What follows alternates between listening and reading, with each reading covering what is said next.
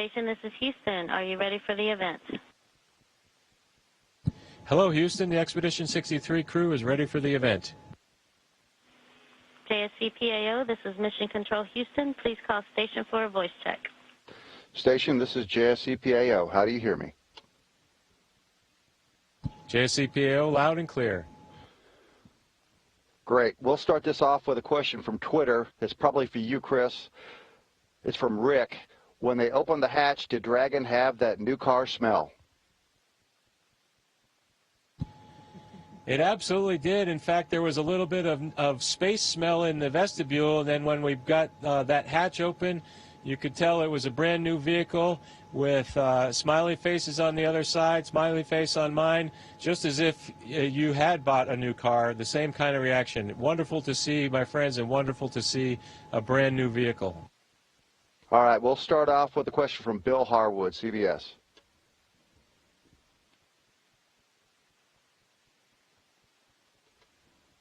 Let's start off with a question from Bill Harwood, CBS. Hey, can you hear me now?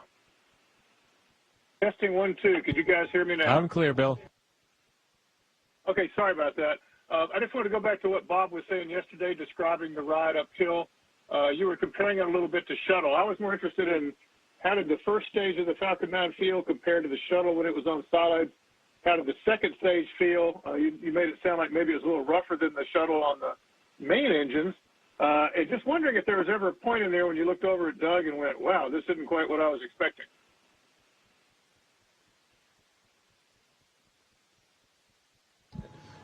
Well, Bill, you took the words right out of our mouth. The summary from yesterday was good, smoother first stage, a little rougher second stage than we saw on shuttle, and that I think both of us were expecting. We did actually comment on it while we were going uphill. I think we tried to verbalize as much of the new experiences we were having just to make sure they were for real between the two of us. We were sensing the same things. All right, let's go to a question from Stephen Clark.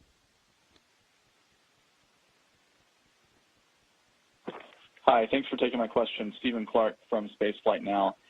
Just to follow up on that, what was the sensation at NUCO and its station operation, since that's something that was not experienced really during shuttle, to shut down the engines and then ignite a new engine in flight? I'm also curious about how your experiences were with the spacesuits in flight. Thank you very much.